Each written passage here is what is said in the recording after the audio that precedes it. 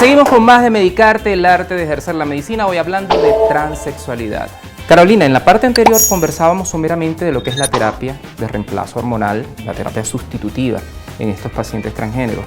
E incluso la doctora Tamara Adrián nos decía que no hacía falta, siempre y cuando se tuviese el deseo fervoroso de tener el sexo con el cual uno se siente conforme.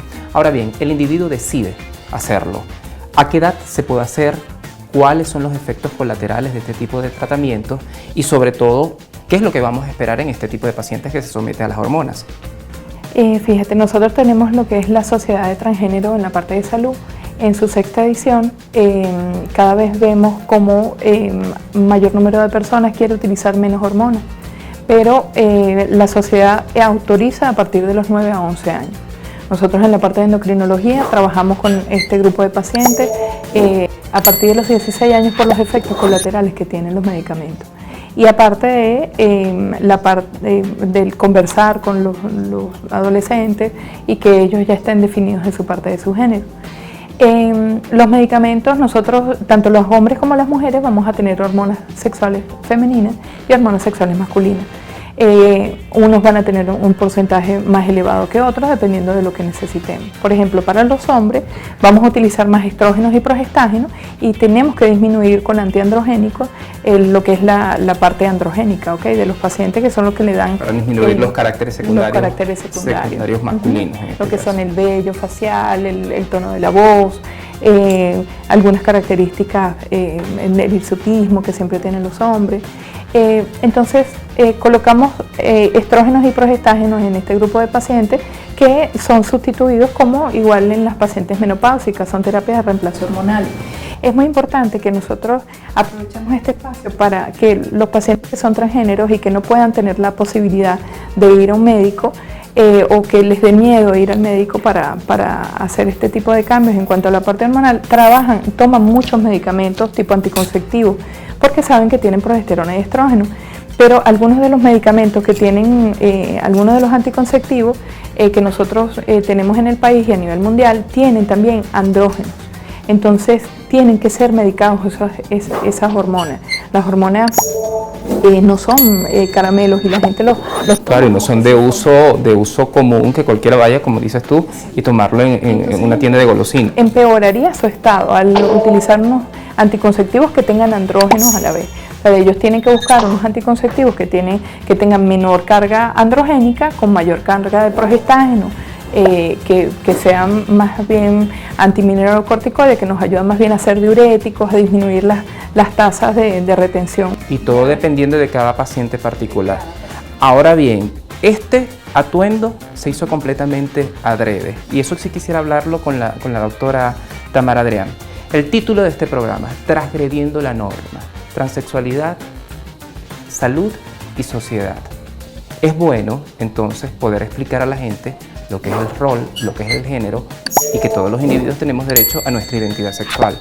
Pero y esto es un pensamiento muy particular, ¿en qué momento, si ese niño ya tiene conocimiento desde los 3 años de si es varoncito o si es hembrita, en qué momento esta misma explosión de la adolescencia no puede convertirse en una confusión? Si ya la psiquiatría lo saca del manual de psiquiatría, ¿cómo entonces hacemos desde el punto de vista legal, desde el punto de vista como padres, para orientar a esta criatura y decir, bueno, si estamos en presencia de un verdadero transgénero o no, simplemente es una confusión de la adolescencia? Bueno, esas confusiones no existen.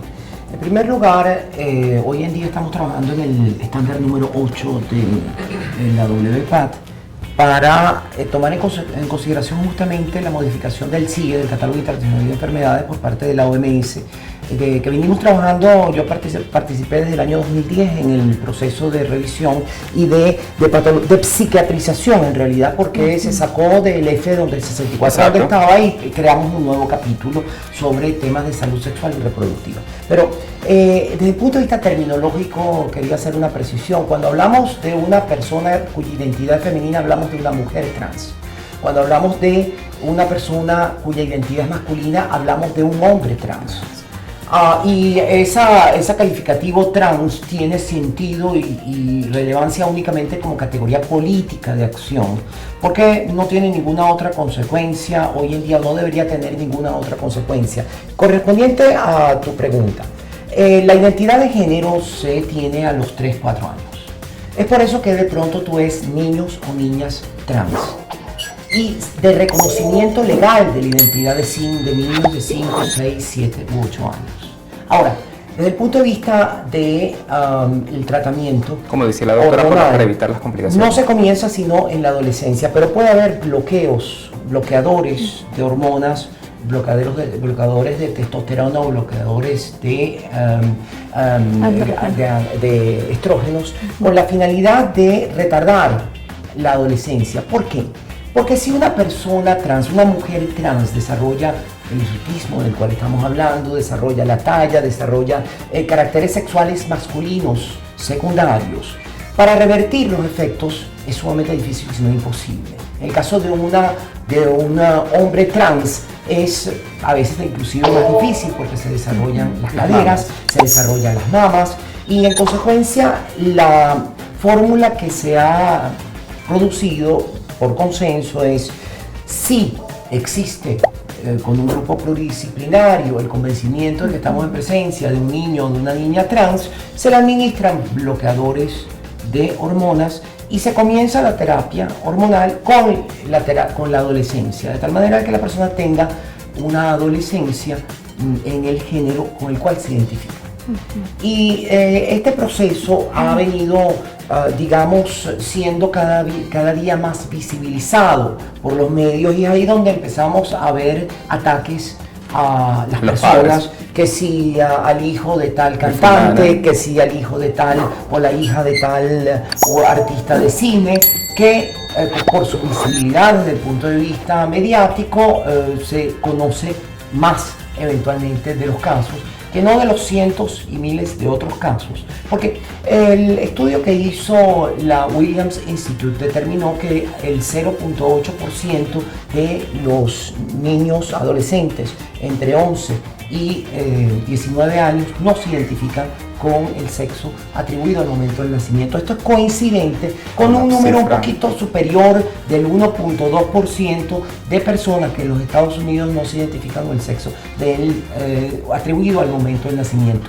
Por eso hoy en día, desde el punto de vista de prevalencia, estamos hablando de alrededor de un 1% en el mundo entero de personas trans. Sin meterme en el campo de la psiquiatría, yo soy papá, estoy viendo que mi niño o niña está en el otro aspecto, ¿no? O bien es un transexual infantil masculino, femenino, y me dice, doctora Mendoza, tengo este niño, ¿qué es lo que debo hacer desde el punto de vista farmacológico? Ya la doctora lo asomaba con los bloqueadores. ¿Hasta dónde yo me puedo meter como ético, como médico? ¿Hasta dónde en esto que está de transición? Porque apenas en el 2018 se saca del manual de psiquiatría y anteriormente, y la doctora Tamara lo puede decir por modo propio de ver todo ese tránsito al que se sometía, evaluaciones psiquiátricas, hasta que alguien avalaba si eres del otro sexo, al que tú te sientes inconforme. ¿Qué hace un médico responsable para aconsejar al papá? Bueno, por supuesto, antes de comenzar la terapia, eso está ya descrito que nosotros tenemos que pedir una interconsulta psiquiátrica o psicológica con el niño. Hasta antes de las cirugías también deben ser solicitadas las interconsultas tanto psicológicas como psiquiátricas y ellos son los que nos dan pie a nosotros para empezar las terapias, ¿okay? La parte de la terapia hormonal. Eso es lo que se estandariza. Después de que nosotros ya sabemos que vamos a empezar a trabajar con los niños para poderle hacer los cambios en cuanto a la parte hormonal, empezamos a disminuir lo que son la parte de los andrógenos, empezamos a subir los estrógenos, los progestágenos, pero por supuesto, como conversabas tú antes, cada niño tiene que ser evaluado, ver si tiene algún problema hepático, porque todos los medicamentos... Para no crearle una consecuencia ya es un asunto delicado para las familias, pero sumarle algo de salud. Puntualmente, doctora, para finalizar, ¿qué es lo que debemos hacer para hacer esta sociedad mejor en cuanto a este tema? Fíjate qué pasó. Con la depatologización, el rol de gatekeeper, de guardián de la puerta, desapareció. De tal manera de que nadie puede exigir un informe psiquiátrico a menos que haya indicios de alguna patología diferente.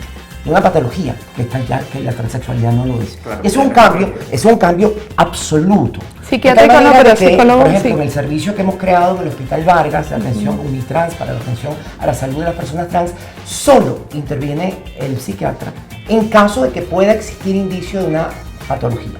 Si no, no entra. Esto es súper interesante, doctor Adrián, súper interesante, y mi equipo de producción me está apurando, pero nos va a dar un segmento más con la doctora Adrián. Te despido, Carolina, ¿ok? Será hasta una próxima oportunidad. Las puertas de Medicarte siempre estarán abiertas, y al regreso de la pausa vamos a hablar de psiquiatría y seguimos con Tamara Adrián, quien es abogado y congresista, aquí hablando de transexualidad. Ya venimos. Algunos autores consideran que toda mujer que se viste de varón no es travesti sino transexual, porque lo que caracteriza al travesti varón es la excitación sexual que le provoca el hecho de vestirse de mujer y la mirada del otro ante la revelación de lo que oculta bajo sus ropas.